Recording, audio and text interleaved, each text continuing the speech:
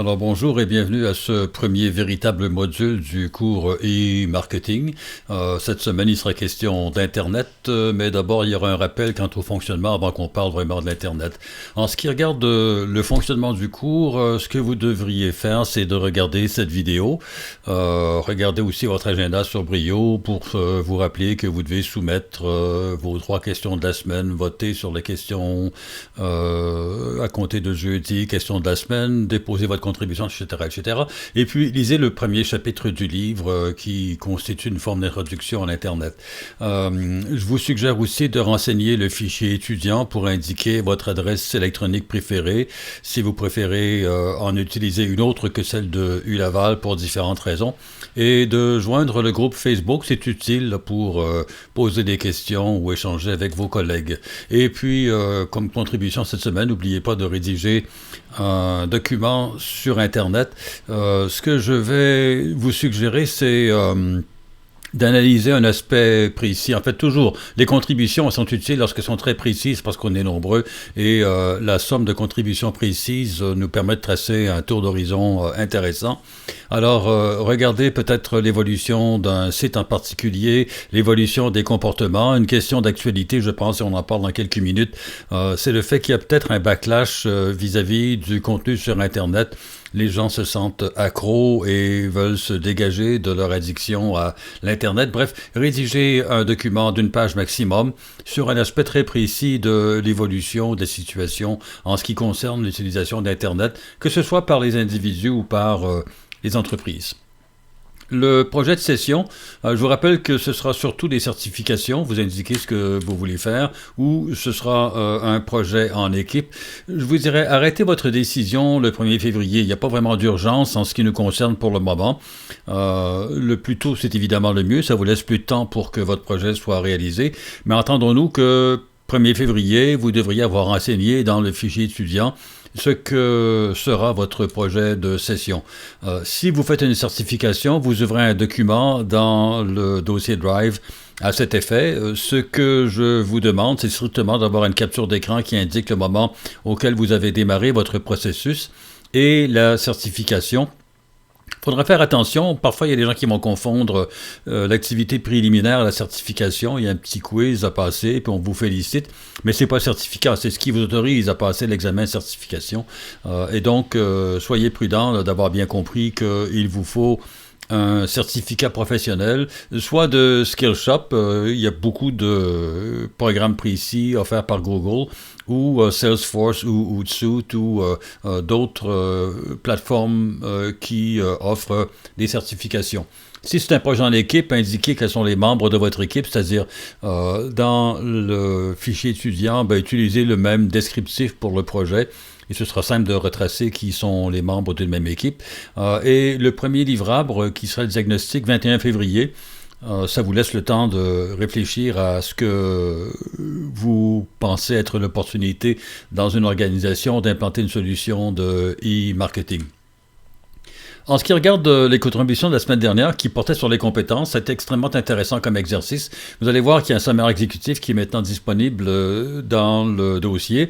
Le nom commence par un souligné, ce qui normalement, si vous classez les documents par ordre alphabétique, va le placer en tête de liste. Il y a un résumé d'une page de l'ensemble des contributions faites par les différents participants au cours. Ensuite, chacune des contributions est énumérée. Je les ai retitrées. Le logiciel lit le document puis suggère un titre parce que souvent les titres sont soit absents, soit écrivent contribution pour le cours de e-marketing, etc., etc. Alors, ce que je cherchais, c'est un titre descriptif et même là, je vais peut-être modifier le prompt pour avoir un truc plus compact et plus pertinent. Mais enfin, ça vous donne une bonne idée de quelles sont les différentes contributions et surtout, elles sont classées par catégorie. On voit qu'il y a des contributions qui parlent d'applications d'intelligence artificielle, d'autres qui parlent de soft skills, d'autres qui parlent de adaptabilité, veille technologique, stratégie marketing. Il y a quelques autres catégories également dans le document. Et puis ensuite, pour chacune des contributions, il y a un sommaire d'un paragraphe et puis les commentaires qu'on observe. Ce que je vous dirais à ce stade-ci, peut-être jeter un coup d'œil pour voir si votre contributions figurent dans le sommaire exécutif. Parfois, elles sont pas là, pour des raisons qui sont parfois inexplicables, parfois compréhensibles. Enfin, si votre contribution n'est pas là, faites-moi signe. Et puis, l'autre chose, évidemment, il n'y a que les contributions qui étaient disponibles dimanche à minuit. Et l'autre détail que je mentionnais dans le courriel et que je vous rementionne, si vous téléversez un document écrit par exemple en Microsoft Word dans Google Drive, sans le convertir, l'application va devoir convertir le document en document Drive pour être en mesure de lire les commentaires qui ont été laissés sur votre document. Et ça veut dire ça que votre document original va être retiré du dossier et remplacé par une version Google Drive. Et dans le processus, c'est moi qui deviens propriétaire du document. Et donc, tous les commentaires qui seraient déposés, la notification, c'est moi qui la reçois, c'est pas vous. Et ce n'est pas grave, mais ce n'est pas, je pense, idéal. Quels sont les éléments qui ont été mentionnés? J'ai utilisé NotebookLM pour demander de créer une espèce de catégorisation et classement des compétences mentionnées le plus fréquemment. Et ce qui ressort, mais ce qu'on voyait aussi dans les catégories suggérées par, cette fois-ci c'était j'ai mal utilisé, mais donc par l'analyse synthétique, il y a beaucoup de compétences qui sont relatives à la maîtrise de l'intelligence artificielle. C'est vu comme étant un vecteur massif de changement dans la profession. Alors, c'est cité comme levier de performance le plus critique pour 2026. Les cadres doivent posséder une littératie d'intelligence artificielle.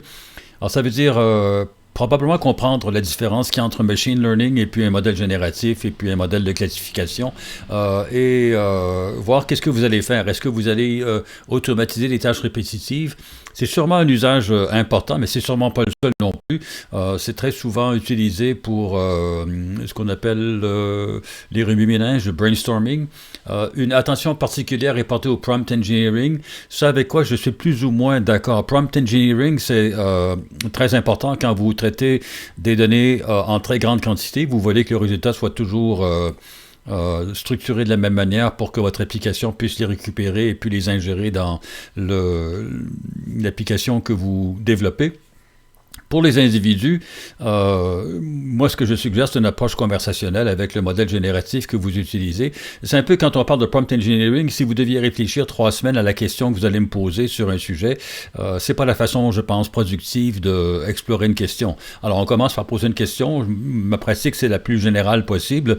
Et progressivement, on va préciser quelle est la nature exacte de l'objet qui nous intéresse. Donc, c'est ça. Alors, on parle de prompt engineering et je pense qu'on en parle parce que si vous avez consulté Internet pour voir quelles sont les compétences utiles en interaction avec l'intelligence artificielle, vous avez probablement vu des gens parler de prompt engineering. C'était l'an dernier très populaire.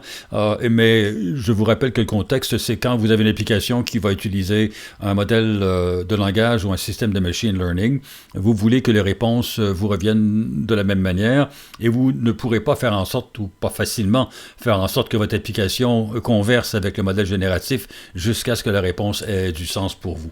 Deuxièmement, analyse et interprétation des données, data-driven marketing. Ce que je trouve intéressant, ma formation personnelle a été très quantitative. J'ai travaillé avec des ingénieurs en données, en informatique, lorsque j'ai fait mon doctorat, et je suis profondément convaincu qu'un marketing qui s'appuie sur les données d'organisation, données de marché, c'est un marketing qui va être très efficace. Et quand vous regardez les grandes organisations qui ont du succès, elles sont très, très souvent data-driven, très, très mobilisées par les données dont elles disposent. Donc, je crois tout à fait à ça. Au-delà de la simple collecte, les cadres doivent savoir interpréter, transformer de vastes volumes de données. On parle de big data. Big data, je pense que l'apogée des mentions, ça remonte à il y a quelques années.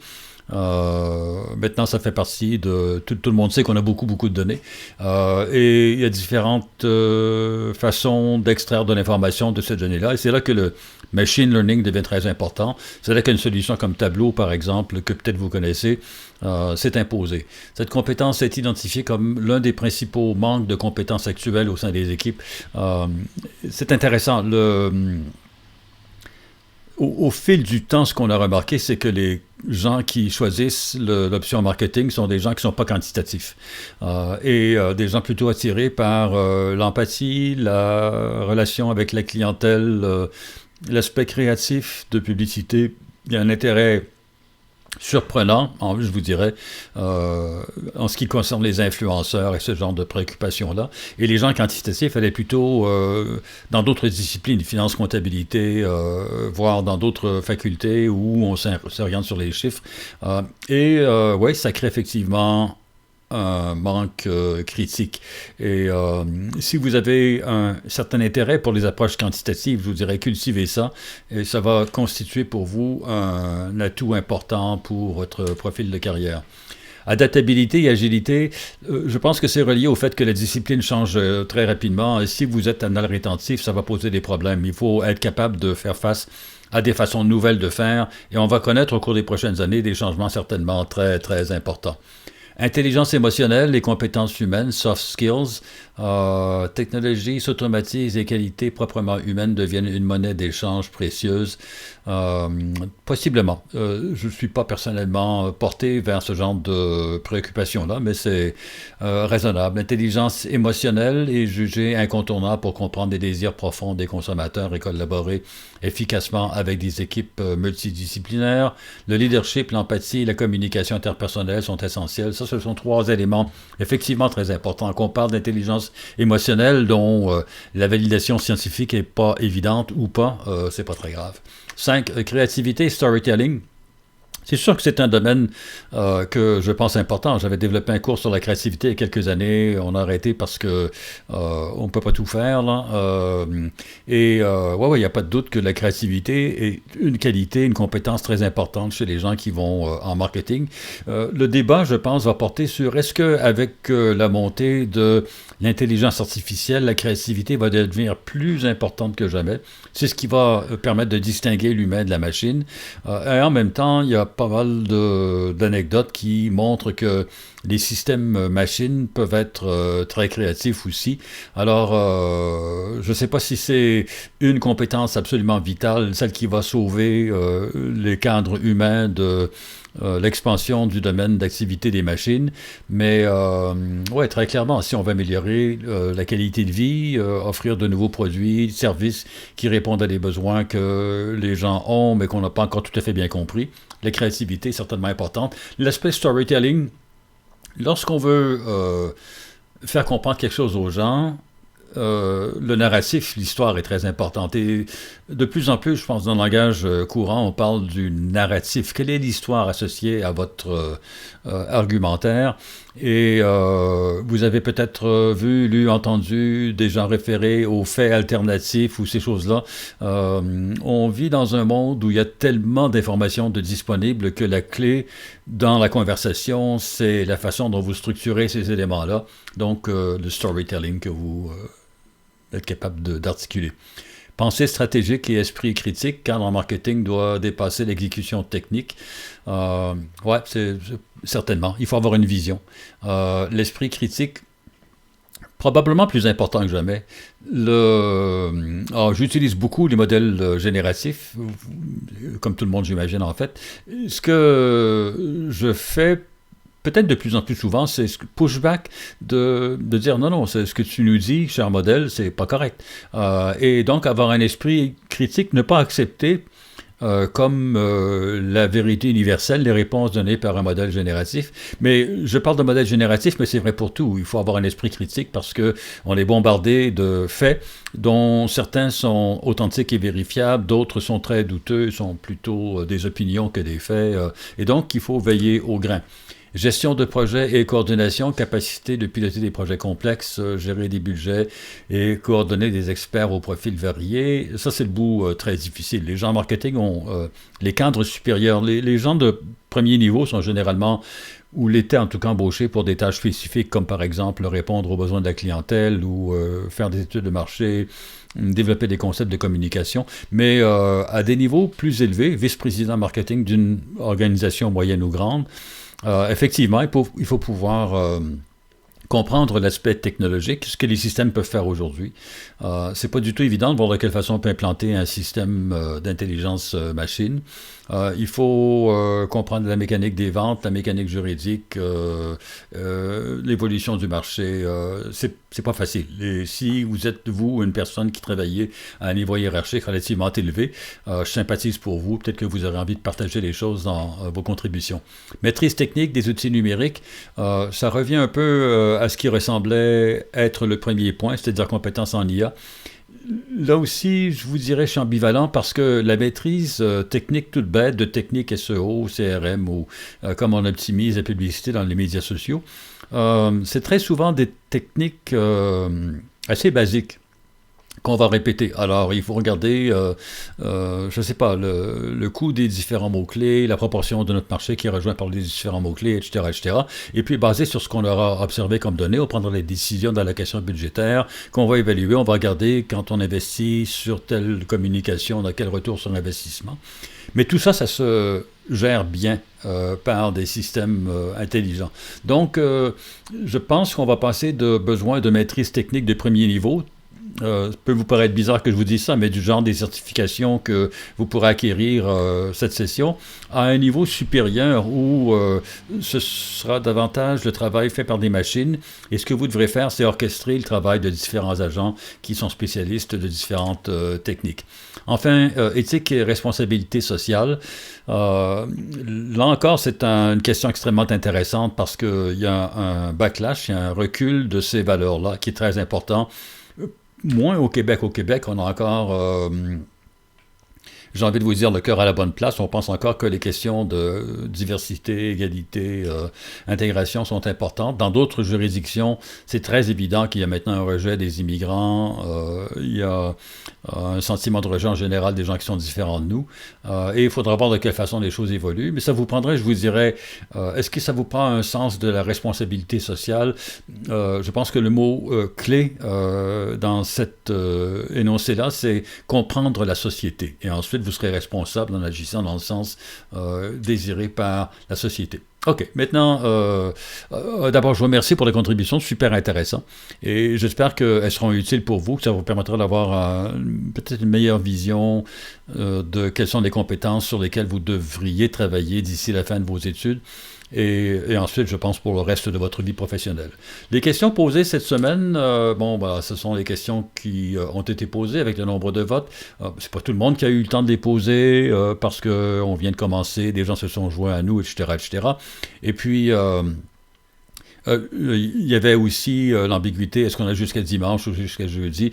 Je vous rappelle que pour la logique ou la mécanique de poser des questions, je vous demanderais vraiment très fortement d'essayer de les déposer au plus tard jeudi minuit pour que vendredi, samedi et dimanche, vous puissiez ensuite voter pour ça et que moi, le lundi, comme maintenant, je puisse les compiler et y répondre.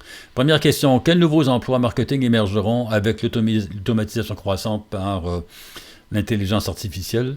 Franchement, je ne sais pas, c'est toujours difficile de prédire l'avenir et dans ce cas-là, c'est un avenir qui est difficilement prévisible. Ce que l'on pense voir, c'est que ça prend des concepteurs de systèmes. Et ce qui est pour moi pas évident, c'est que c'est pas clair que ce sont les gens en marketing qui vont être capables d'opérationnaliser une solution basée sur l'intelligence artificielle. Je pense que ce que j'ai envie de vous dire, c'est que la première compétence que vous avez identifiée, c'est-à-dire une littératie en conversation avec des outils d'intelligence artificielle, c'est très important. Est-ce que ce sera un nouvel emploi ou une nouvelle façon de travailler? Pour moi, c'est pas tout à fait clair. Bref, c'est une bonne question et je n'ai pas de réponse à ça parce que je n'ai pas de boule de cristal. Et puis, lorsque l'on lit, on a plutôt des échos à l'effet d'emplois qui vont disparaître, comme la création de contenu. Beaucoup de gens sont affectés par ça. Maintenant, la création, tout le monde sait qu'il nous faudra une nouvelle génération de professionnels.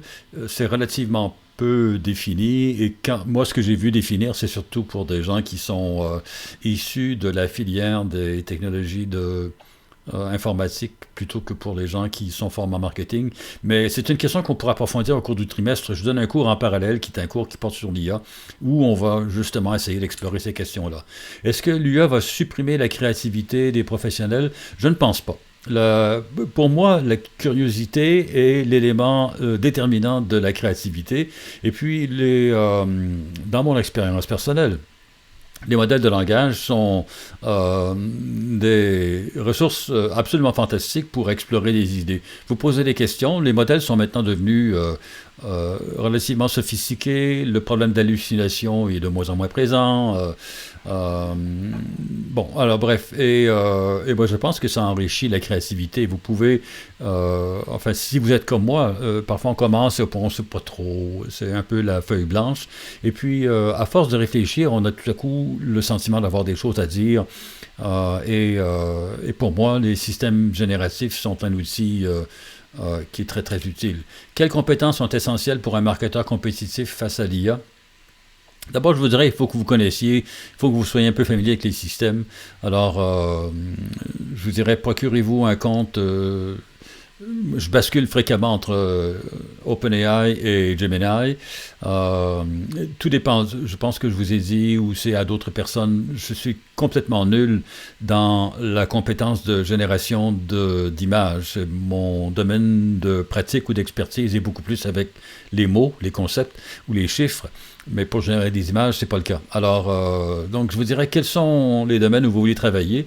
Ensuite, utilisez un, voire plusieurs types d'applicatifs. Si c'est dans l'imagerie, bon, Midjourney, Nano Banana sont très populaires. Il y a des logiciels qu'on utilise pour générer non pas seulement des images statiques, mais des vidéos. Donc, apprenez à les utiliser et ça devrait, je pense, venir. C'est un peu comme si on posait la question, comme on peut devenir compétent avec Google Search. Ben, c'est en utilisant, puis on voit quelles sont les requêtes qui nous donnent de bons résultats, quelles sont les requêtes qui ne donnent pas de bons résultats. On finit par devenir efficace. Et je pense que ce que je vais vous répéter, c'est dans le domaine de l'intelligence générative, c'est la conversation que vous aurez avec un système qui sera un élément important. Ce à quoi je pense aussi, c'est si vous n'avez aucune expérience de programmation, peut-être vous voulez vous initier à ce qu'on appelle vibe coding. Alors vous utilisez Gemini, vous dites j'aimerais faire un programme, une application qui va me permettre de faire telle ou telle chose, comment je fais? Et puis, il peut vous paraître bizarre, mais ensuite, approfondissez. Voulez-vous la faire tourner en Python? Ce sera une application JavaScript qui va tourner sur un site web. Enfin, vous verrez avec le modèle quels sont les outils appropriés. Et c'est absolument bluffant. Ce n'est pas mon expérience. Ça ne fonctionne jamais du premier coup. Il y a beaucoup de bugs, mais lorsqu'on affiche le message d'erreur, on l'envoie au modèle de langage, il trouve une autre solution. Ça marche relativement bien. Si vous êtes quelqu'un qui voulait aller au fond de ce genre de questions-là, on dit beaucoup de bien de Claude Code. Claude, le modèle génératif d'Anthropic, et Claude Code mérite beaucoup d'accolades dans l'industrie. Et ceux qui s'intéressent à la programmation savent peut-être que ça, c'est une industrie véritablement en crise parce que les développeurs de premier niveau ne trouvent pratiquement plus d'emploi. Ce sont des machines maintenant qui génèrent le code. Et le développement d'applications, l'image est intéressante. L'orchestration de système génératif qui travaille collaborativement. Donc, ouais, il y a toute une façon de travailler qui s'annonce. Dans le domaine du marketing, très souvent, on parle de création de contenu. Alors, de quelle façon allez-vous faire créer du contenu? Il y a, par exemple, vous pouvez utiliser un modèle génératif qui va agir comme un consommateur.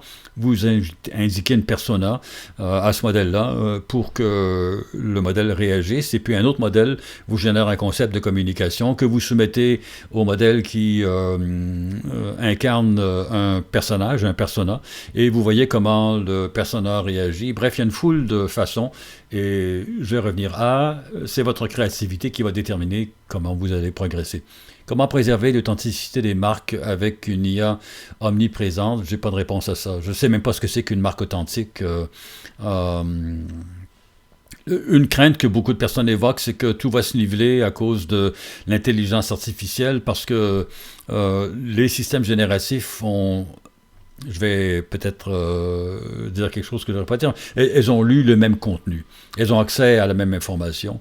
Et donc, les chances sont fortes qu'elles donnent les mêmes résultats. Ce qui est inexact parce qu'on peut jouer avec la température du modèle, qui est un terme technique, mais on peut demander au modèle d'être plus ou moins créatif.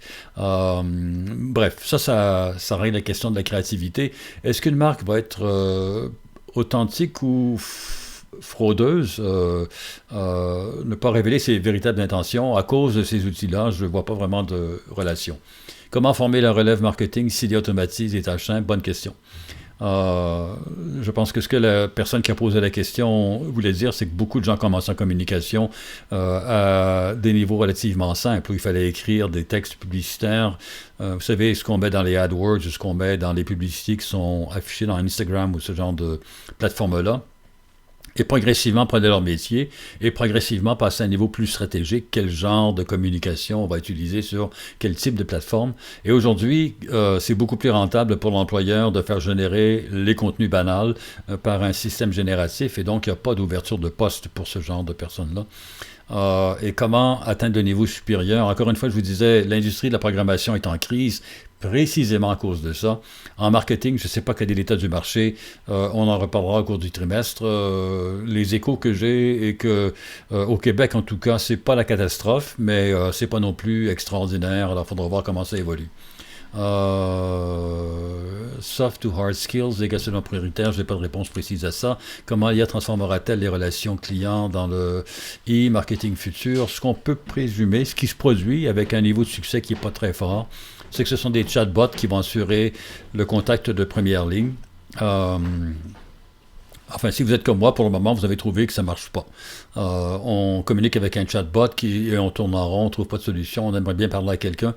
Les modèles ne sont pas encore suffisamment, entre guillemets, intelligents pour être efficaces, mais la réduction de coûts est tellement importante. Les entreprises veulent expérimenter pour trouver une solution. Et dans certaines industries, il semble qu'on pense que le service à la clientèle est un centre de coûts plutôt qu'un centre de revenus. Et on veut limiter au maximum les dépenses. Donc,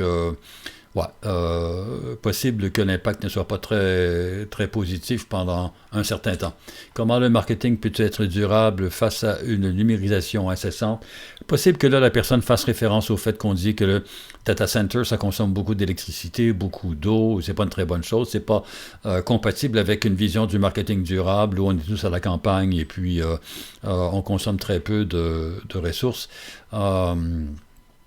Je vous dirais qu'il y a deux écoles de pensée. Il y en a une qui dit qu'effectivement, data centers, c'est épouvantable parce que ça consomme beaucoup d'énergie, beaucoup d'eau pour refroidir les ordinateurs. D'autres disent qu'au contraire, ce sont des outils qu'on utilise pour améliorer notre performance énergétique globale et ça va permettre d'économiser de l'énergie. Comme par exemple, peut-être que vous chauffez votre maison à l'électricité. On peut voir de quelle façon on optimise notre consommation pour faire en sorte que les périodes de pointe pour être au Québec soient moins élevées. Donc, on a moins d'infrastructures à construire pour produire les mégawatts, gigawatts, térawatts dont on a besoin. Et collectivement, tout le monde va y gagner. Alors, je vous dirais que c'est une question intéressante à laquelle il n'y a pas de réponse pour le moment. On semble constater que l'opinion publique se fracture, comme c'est le cas fréquemment, entre deux groupes, les environnementalistes durs qui pensent que c'est une mauvaise chose, les technologues purs qui pensent que c'est une chose excellente, et puis on verra bien qui a le plus raison ou comment départager ce qu'on devrait penser là-dessus. Est-ce que les influenceurs virtuels vont dominer le marché? Je ne sais pas. Et vous allez sûrement m'entendre dire que je ne crois pas au concept d'influenceur comme on l'entend généralement. Je pense que les gens sont des créateurs de contenu et puis le public gravite vers les contenus qui l'intéressent. Alors, ils ne sont pas influencés par l'influenceur, ils vont vers les gens qui pensent comme eux. Et donc, c'est un peu dans le sens inverse de ce qu'on présume lorsqu'on dit influenceur. Bon, en même temps, il ne faut pas négliger le fait que il y a un produit que vous ne connaissez pas, vous allez voir tel genre de contenu et une personne mentionne un contenu. Donc, ouais. Est-ce que les contenus générés par des systèmes intelligents vont devenir de plus en plus importants? Je vous dirais, il y a deux versions des faits. Il y en a une qui est très simple, qui est celle que les systèmes génératifs créent une foule de contenus. Ils sont indexés par les moteurs de recherche ou ils seront interprétés par les modèles génératifs pour formuler leurs réponses. Et en ce sens-là, ouais, il y aura une forme d'influence, mais c'est pas les influenceurs comme les gens qui font occupation double ou enfin qui ont une visibilité parce qu'ils attirent un certain type de clientèle, mais c'est plutôt la création de contenu qui va faire en sorte que telle perspective elle est plus visible que telle autre perspective. Ensuite, il y a quelques exemples d'influenceurs où même l'apparence physique de cette personne-là est générée par un modèle génératif d'image. Alors, c'est pas impossible. Je ne sais pas si c'est un développement majeur à suivre. Pour le moment, ça suscite pas mal de curiosité. Je pense avoir vu à plusieurs reprises au fil des ans, et là on parle même au tout début de l'Internet, beaucoup d'intérêts ou de questions posées par la conception d'individus artificiels, là, mais finalement ça n'a jamais eu d'importance majeure. OK. Alors, quelques mots sur Internet, des mots sur la technologie, l'infrastructure, l'utilisation, et puis on est rendu où comme société. Alors, d'abord, l'Internet, c'est une technologie toute bête. C'est deux protocoles, TCP et IP. Alors, TCP, c'est de quelle façon on envoie l'information, et IP, c'est comment la topologie du réseau se construit. Alors, TCP, ça prend un message, ça le coupe en petits morceaux, ça les numérote, et ensuite, ça prend un routeur pour envoyer. Et là, c'est IP qui devient le protocole le plus important. Alors, IP identifie chacune des machines et achemine les paquets d'informations au destinataire, la machine qui va recevoir l'information, qui, elle, réassemble le message et vous permet de le lire. C'était lorsque l'Internet est apparu dans les années 80, vu comme étant une transformation importante. On est passé d'un système centralisé utilisé par les compagnies téléphoniques à un système décentralisé qu'on appelle l'Internet. Alors, il y a un grand nombre d'adresses, là, 2 à la 128, ce qui fait maintenant qu'on peut communiquer avec une ampoule électrique et l'allumer à partir de son téléphone, ce qui n'était pas possible avant. Autre aspect important, la bande passante. Internet, au début, était filaire. Il y avait des câbles qui reliaient les routeurs de Cisco avec les périphériques à une époque où les téléphones mobiles intelligents n'existaient pas.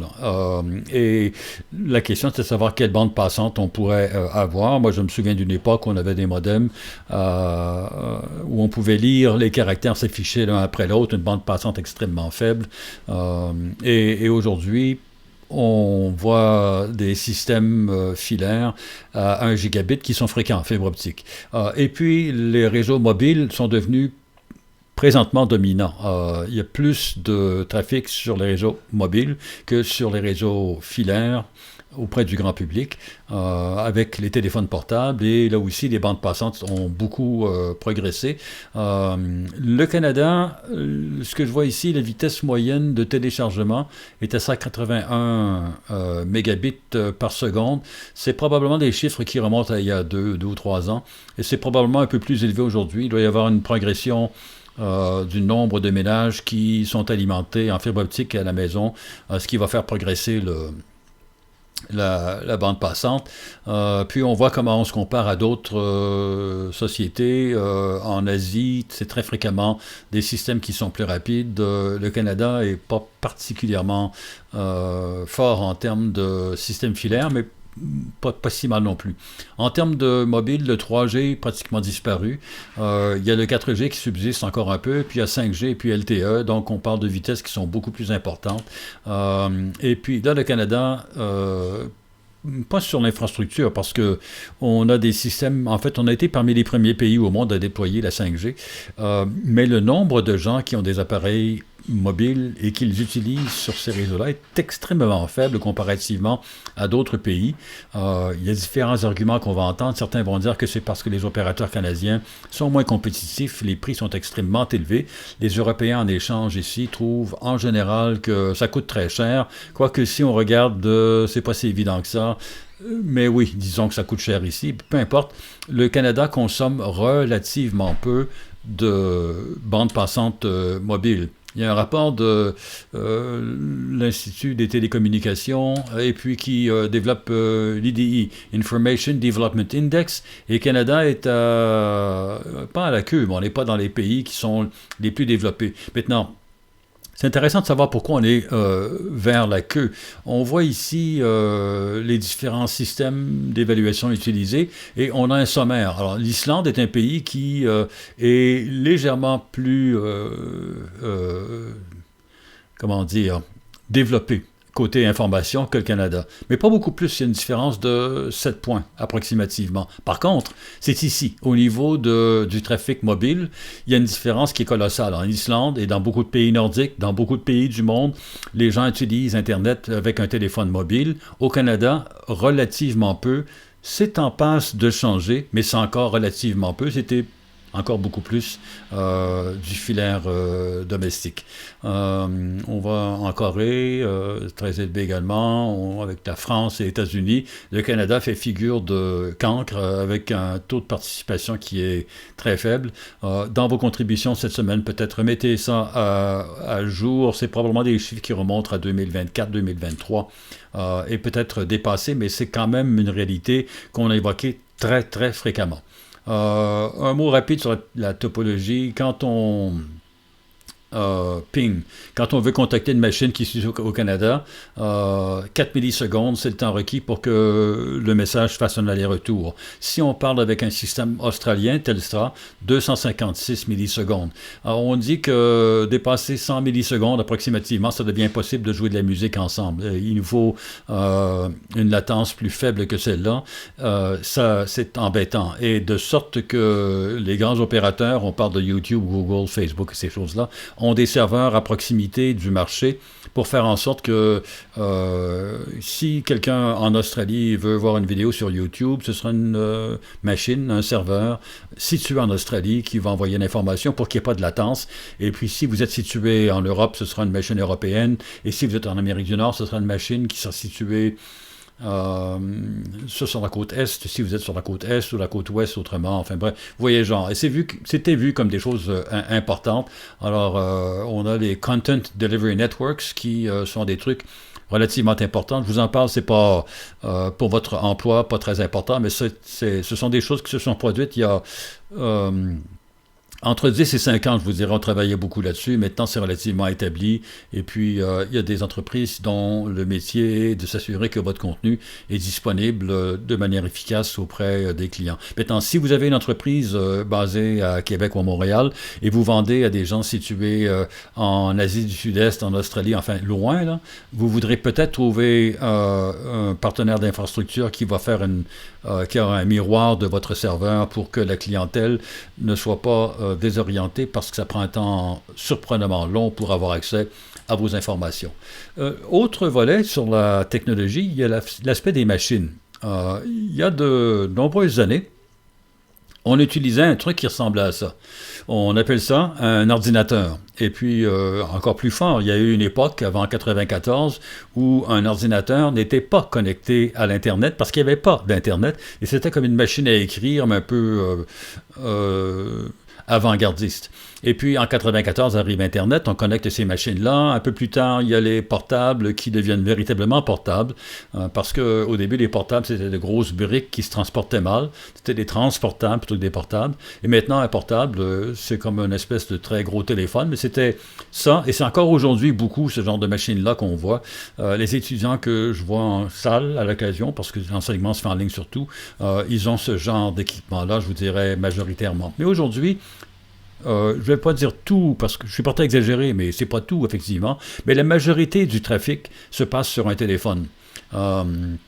Les téléphones sont apparus en 2007 et ça a été le début d'une révolution parce qu'on pouvait utiliser l'Internet de partout. Alors qu'auparavant, on utilisait Internet de son bureau, qui n'était pas très pratique. Évidemment, avec le portable, on pouvait avoir une borne Wi-Fi à la maison, mais sur le canapé, avoir un portable, c'est pas idéal. Dans l'autobus, c'est pas idéal non plus. Dans beaucoup d'endroits, c'est pas idéal. Alors que le téléphone, on peut l'utiliser partout. Et puis, vous voyez, là, ça, c'est l'iPhone, ça c'est un Galaxy. La physionomie des appareils se ressemble beaucoup. Les appareils clamshell, pliables, on n'en a plus vu pendant de nombreuses années et reviennent maintenant, mais de façon un peu différente. Les appareils de Motorola ou de Nokia qui étaient très populaires, qui dominaient, le BlackBerry, si vous vous souvenez bien, n'existe plus parce qu'ils avaient de trop petits écrans. Et aujourd'hui, c'est l'écran qui fait foi de tout. Alors que maintenant, on peut avoir un clavier virtuel qui fonctionne relativement bien. Ici, bon, c'est pas très répandu, c'est vraiment de niche, mais je sais pas si vous voyez, ici, c'est pas un ordinateur, c'est un écran d'ordinateur. L'ordinateur, il est ici, c'est un téléphone. Samsung a un système qui s'appelle DeX. Ils sont, je pense, les seuls à avoir un système qui fonctionne bien et qui a une espèce de culte. Il y a des gens qui ne jurent que par ça. Si vous êtes représentant, par exemple, plutôt que de trimballer votre ordinateur, vous trimballez votre téléphone qui se connecte à un téléviseur et vous avez très souvent dans les chambres d'hôtel un clavier qui sera disponible ou vous traînez votre petit clavier Bluetooth si vous souhaitez. Mais enfin, il y a deux intérêts. L'intérêt, peut-être le plus évident à première vue, c'est que l'appareil est petit, léger, dans votre poche de veste, est toujours disponible. L'avantage 2, c'est que vous n'avez plus le problème de synchroniser des données entre votre ordinateur et puis d'autres machines. Tout se trouve là-dessus et c'est l'interface que vous aurez pour communiquer avec différentes... Et on voit ici des appareils pliables qui reviennent... sauf erreur de ma part, c'est Samsung qui domine, qui est encore à peu près le seul. Google a une machine qui aussi a un écran qu'on peut déplier. Je ne sais plus avec certitude. Apple, on en a entendu parler. Je pense que l'appareil n'est pas encore disponible, mais ce sera vérifié. Il faudra voir de quelle façon ça va évoluer. Le problème pour le moment, c'est le prix faramineux auquel on vend ces appareils-là, c'est plus de 2000 $. Alors, c'est plus cher qu'un ordinateur et il n'y a pas beaucoup de gens qui peuvent justifier de payer 2000 quelques dollars pour avoir un téléphone de ce type-là. Mais ça peut être pas si mal, parce que ça peut à peu près remplacer complètement un ordinateur.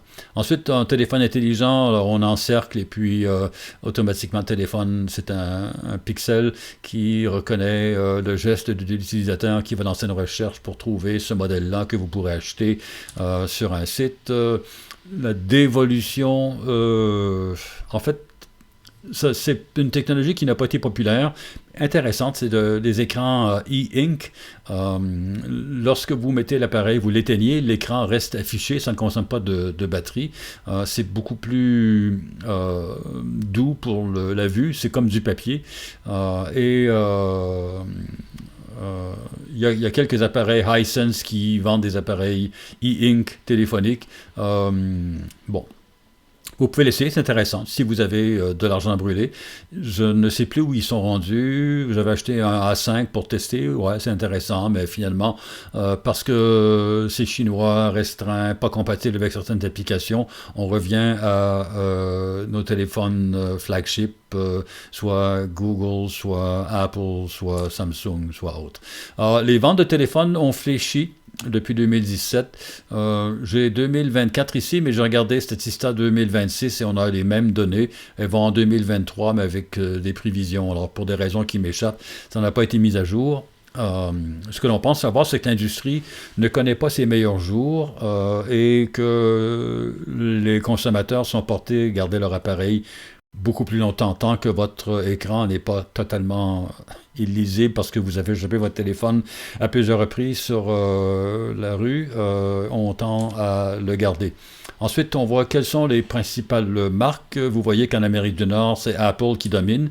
Par contre, au niveau mondial, pas évident, comme vous avez Samsung, à peu près 20% du marché, Apple un peu moins, et puis Xiaomi, Vivo, Oppo et les autres qui se partagent le reste du marché, mais le mot est généralement que c'est Samsung qui est le plus important vendeur d'appareils téléphoniques devant Apple, sauf aux États-Unis, où Apple domine. Il y a peut-être quelques pays nordiques aussi où les Apple sont plus populaires que les Samsung. Un mot sur les tablettes, iPad et ce genre de choses-là. On a pendant quelques temps cru que ça allait être très populaire.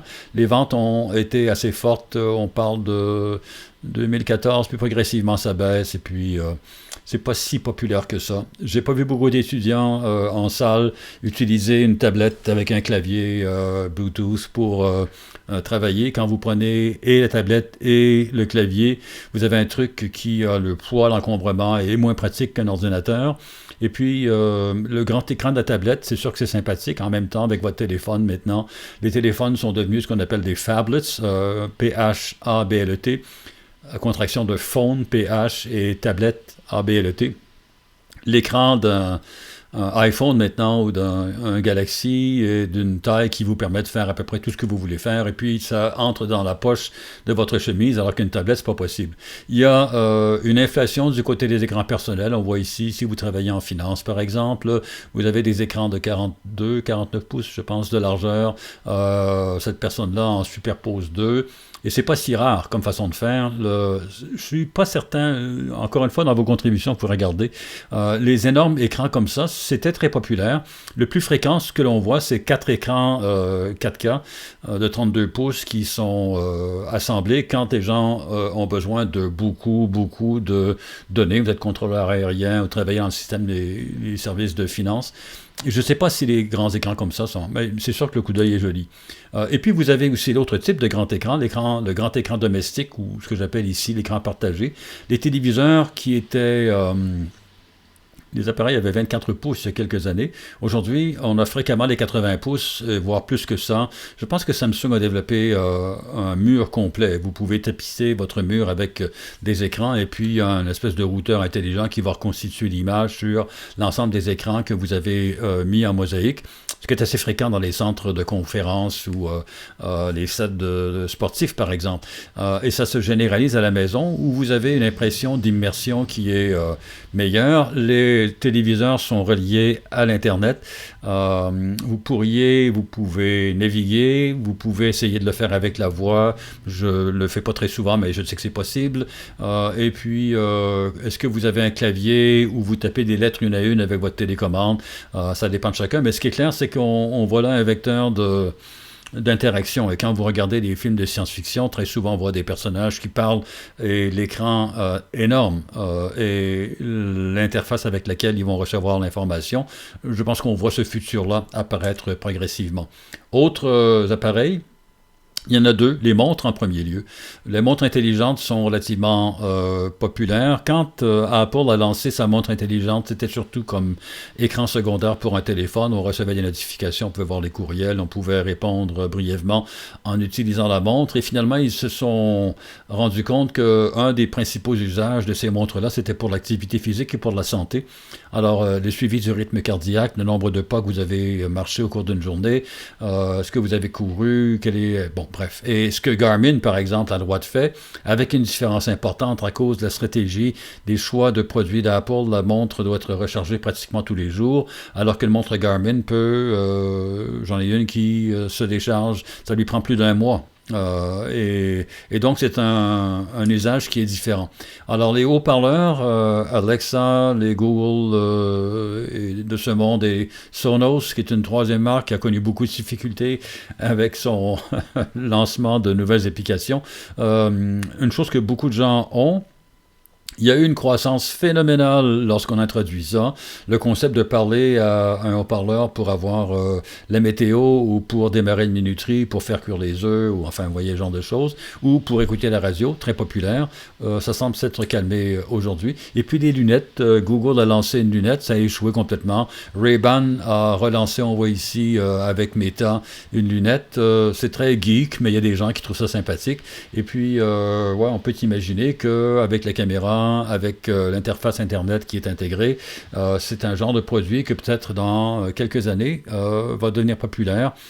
Tout comme le iPhone qui est aujourd'hui, ou les téléphones intelligents indissociable lorsqu'on a lancé les premiers appareils qui s'inspiraient ou qui ont inspiré le développement de ça. Alors, pensez au Newton ou au Pilot. Newton qui était trop gros en fait pour tenir correctement dans une poche de chemise, mais sur lequel on pouvait écrire. Le Pilot qui lui tenait bien, mais qui faisait pas grand-chose. C'est devenu maintenant un appareil nettement plus sophistiqué. Peut-être qu'il s'agit simplement de miniaturiser davantage les composantes et de faire en sorte que vos lunettes ne donnent pas l'impression que vous êtes un monstre. Et puis, il y a aussi le problème de confidentialité.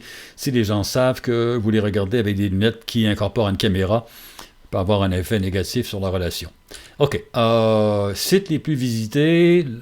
C'est impressionnant de voir... alors, d'abord, il y a une liste. Google et YouTube sont les deux plus visités. Ensuite, Facebook, Instagram, deux autres. ChatGPT, ce qui est quand même remarquable, c'est nouveau comme site. X, qui était Twitter, Reddit, WhatsApp, qui appartient au groupe Facebook. Donc, Facebook, Instagram, WhatsApp, ça commence à faire pas mal de poids. Wikipédia, qui est encore populaire. Microsoft Bing, bon. Et puis, TikTok. Ce qui peut être intéressant, c'est de voir que TikTok, en fait, très, très populaire chez les moins de 15 ans. Mais en termes de volume général, pas tellement de traction. Je pense que les plus âgés vont être portés à prendre Instagram et pas consulter beaucoup sur TikTok. Il y a peut-être YouTube Shorts qui prend... On en parlera. J'ai ajouté ça vient de Wikipédia, une statistique où on voit le nombre de vues. Alors, lorsqu'on voit le rang, bon, on voit ça, puis OK, on comprend. Mais quand on voit les chiffres, 87 milliards de vues, je pensais par mois. YouTube, 32 milliards. On tombe à la moitié de YouTube sur Facebook. Et Instagram, c'est moins de la moitié de ce que Facebook touche. Et TikTok, 2,25 milliards. Alors, les écarts sont importants. Et les propriétés de Google, 87 plus 32, donc 110, 115, 120, en fait, milliards. Énorme comparativement au reste des autres destinations sur Internet. Fixe versus mobile, là aussi, ça doit remonter à 2 ans. Mettez ça à jour dans vos contributions peut-être. Le fixe représenterait moins de 17%, le mobile, plus de 83% des connexions sur Internet. Là, évidemment, 25 façons de mesurer. Est-ce qu'on parle du nombre d'interactions? Est-ce qu'on parle du nombre de minutes connectées? Est-ce qu'on parle du volume? Nombre de bits transportés? Tout va dépendre. C'est sûr que vous avez plus de trafic en termes de nombre de bytes sur le fixe que sur le mobile. Le mobile sera plus léger. En même temps, c'est surprenant parce que sur le téléphone portable, il se consomme énormément de vidéos qui est une application qui coûte cher en termes de nombre de bytes. Nombre de requêtes, lorsqu'on regarde sur Google, quels sont les mots-clés utilisés? Curieusement, YouTube est le mot-clé le plus recherché. Alors, les gens, plutôt que de se souvenir de l'adresse YouTube, vont rechercher dans Google YouTube pour voir où est le lien. Amazon, Facebook, WhatsApp, Google, Gmail. Intéressant d'utiliser Google pour chercher Google. Gmail, Wordle, la température, ChatGPT, Ate Sleep. Ate Sleep, je ne connaissais pas, j'ai jeté un coup d'œil. Wordle, c'est le jeu que le New York Times a développé ou acheté et qui était ou qui est encore une folie chez les gens où on devine les mots lettre par lettre. OK. Ensuite, Google Trends. Qu'est-ce que sont les autres mots utilisés? Alors, Google Trends nous montre, je ne sais pas comment vous montrer ça, mais allez sur trends.google.com pour voir ce que vous pouvez y faire. Et puis on voit The Rip, ça c'est très récent, Orange Warning, je ne sais pas ce que c'est. Bo Nix, évidemment, le carrière de Denver, Sénégal contre Maroc, je suppose qu'on parle d'un match de foot. Rasmus Anderson, je ne sais pas de qui il s'agit. Martin Luther King Day, je sais de qui il s'agit. Bring Your Own Device, quels sont les mots les plus recherchés? On parle au Canada et on parle au cours des 7 derniers jours. Tout ça c'est modifiable comme vous le souhaitez. Ce que je voulais vous montrer aussi, l'évolution du nombre de requêtes pour certains des médias sociaux. J'aurais peut-être dû rajouter WhatsApp, mais on est limité au nombre de sites que l'on peut comparer. Alors ça, c'est le nombre de recherches sur Facebook. Il y a eu un maximum en 2013 ou quelque chose du genre. Et puis là, c'est un long déclin. Il y a 2 versions des faits. Il y en a une qui est les gens ont mis un bookmark sur Facebook où ils ont l'application Facebook et donc on n'a plus à chercher Facebook sur le furteur. L'autre, maintenant... j'hésite parce que ça, c'est YouTube en orange. Et YouTube, lui aussi, a connu un plafond aux dates voisines, baisse progressivement parce qu'aujourd'hui, la façon dont on accède à l'information, c'est par une application sur un téléphone portable. le plus souvent, mais on voit que YouTube demeure malgré tout populaire. Je pense que si je regarde mon usage personnel, je consomme de la vidéo sur YouTube à l'occasion et je vais effectivement être porté à taper YouTube dans la fenêtre de recherche de mon furteur. Je dirais 9 fois sur 10, ça va sur le site directement, il n'y a pas de recherche, mais il peut y avoir une fois sur 10 où je vais passer par Google Search pour avoir l'URL. Et puis, moi je pense que la raison pour laquelle je vous montre ça, X, l'ancien Twitter, ou TikTok, ici, à peine, Instagram, à peine visible sur le diagramme. On peut dire, bon, X, curieusement peut-être, est aujourd'hui plus recherché que TikTok ou Instagram. Alors, TikTok n'est pratiquement pas regardé, recherché, peut-être parce que TikTok ne se consomme que par l'application et donc il n'y a pas raison de taper TikTok dans un furteur, c'est pas impossible. Alors on parle de TikTok, quelles sont les vidéos les plus regardées sur TikTok?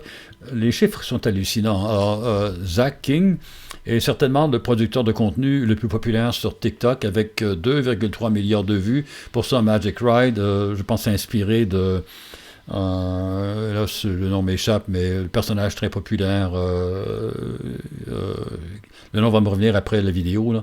Il est sur son balai, puis il fait le tour, et c'est avec un miroir qu'il a généré une illusion d'optique. Vous pouvez taper Zach King's Magic Ride dans votre furteur ou ailleurs pour voir la vidéo. C'est effectivement bluffant. Il y a aussi Unexpected Hiding Spots et puis Wet Wall Illusion, qui sont faits par King et qui sont parmi les 10 vidéos les plus vues, avec 2,3 milliards, 1,1. Donc, c'est quelqu'un qui réussit à payer son épicerie, je suis sûr, avec les redevances qu'il reçoit de TikTok. Maintenant, du côté de YouTube, YouTube a répliqué à TikTok avec les Shorts. À ma connaissance, mais c'est pas évident. Je consomme très peu de shorts sur mon téléphone, donc fiez-vous pas à moi. J'ai des enfants plus jeunes qui, eux, ne regardent pas beaucoup YouTube, et pour eux, c'est TikTok ou Instagram qui est la plateforme pour les vidéos short form. Mais définitivement, il y a un public pour ces vidéos-là. On a 4,5 milliards. Je ne sais pas, Conan Amazing, bon, vous pouvez regarder, appuyer sur pause si vous voulez. Et toutes les vidéos shorts qui apparaissent ici sont des vidéos qui ont plus que 3 milliards de vues, plus que Magic Ride de King. Et donc, YouTube, on l'a vu tout à l'heure, a une présence qui est très importante, plus importante que TikTok. Ce sont des chiffres que j'ai récupérés rapidement. Je ne peux pas vous dire si ce sont des chiffres qui correspondent strictement au nombre de vues situées aux États-Unis. Est-ce qu'on compare les vues mondiales avec les vues américaines? Là aussi, vous avez des contributions à faire. Peut-être que vous voulez creuser ça pour situer l'importance relative de ces deux plateformes-là. Je pense savoir que dans les gens qui œuvrent en marketing, il y a un intérêt très important pour TikTok, peut-être trop important, peut-être que c'est sur YouTube Short que vous devriez mettre l'accent. Enfin, je voulais vous montrer ça. L'utilisation d'Internet, alors, regardez des vidéos 3 heures par jour, jouer 1h46, social media 1h27, parcourir des sites web 51 minutes, autre chose 29, c'est... ce qu'on retient du pattern d'utilisation, là aussi c'est une contribution intéressante de regarder qu'est-ce que les gens font au cours d'une journée avec Internet. Le nombre de minutes, voire d'heures consacrées à regarder des vidéos sur votre téléphone portable est hallucinant. Et ça explique la crainte qu'on a de l'addiction au téléphone. Il y a un malaise, effectivement, qui est apparu. Il y a des investisseurs qui ont dit à Apple, votre appareil est toxique et il faut que vous fassiez quelque chose, sinon on va se fâcher. Vous savez peut-être qu'en Australie, on interdit maintenant aux plateformes de médias sociaux de correspondre avec des gens de moins de 16 ans. Vous savez qu'au Québec, on interdit l'utilisation d'appareils électroniques à l'école. Et j'ai utilisé cette image qui est publiée par Radio-Canada. Ce qui est très important, on voit que les vieux sont très en faveur de l'interdiction des appareils électroniques à l'école. Ils voient ça comme étant mauvais.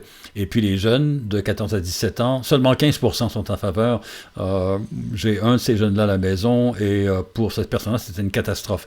Et encore aujourd'hui, on lit parfois des rapports, je suppose écrits par des 35-44 ans qui disent que finalement les jeunes, ils apprécient le l'écho que j'ai, moi, à la maison, c'est qu'il n'y a pas beaucoup de jeunes qui apprécient le fait qu'ils ne peuvent pas apporter avec eux, ni même leur baladeur. Mais bref, l'important n'est pas ça. L'important à retenir, je pense, c'est que la population d'âge mûr est relativement réticente à l'utilisation d'appareils électroniques et, plus généralement, je vous dirais, de l'Internet.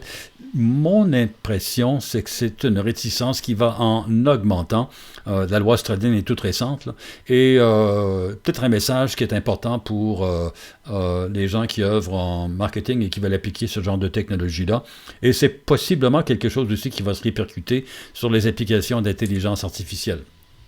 On parle de fausses informations, on fait ressortir le fait qu'il n'y a plus de fact-checking, il n'y a plus de vérification de la vérité qui est faite par Facebook. Chrome, Google tentent de réduire le nombre de publicités qui sont affichées. Il y a différentes initiatives qui sont prises.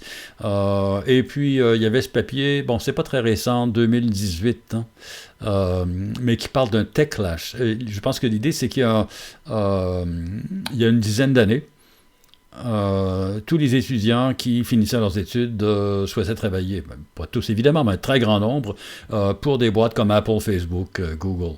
Et aujourd'hui, nettement moins évident, il y a eu un mouvement vers les entreprises plus vertes ou socialement responsables. Et aujourd'hui, je ne sais pas où on se trouve. Je pense que même chez les jeunes diplômés, il y a une certaine hésitation à s'impliquer dans une organisation qui est très DEI, woke. Et puis du côté des boîtes technologiques, il y a certainement un refroidissement qui s'est produit. Les changements de temps de consommation, on voit ça là, 6h37 minutes. On lit parfois, il y a une réduction du temps. Ouais, il y en a une par rapport à 2020-2021. COVID, on n'avait que ça à faire. Il y a eu une réduction par la suite, mais vous savez, une légère progression. Là aussi, dans votre contribution de la semaine, peut-être creuser les données.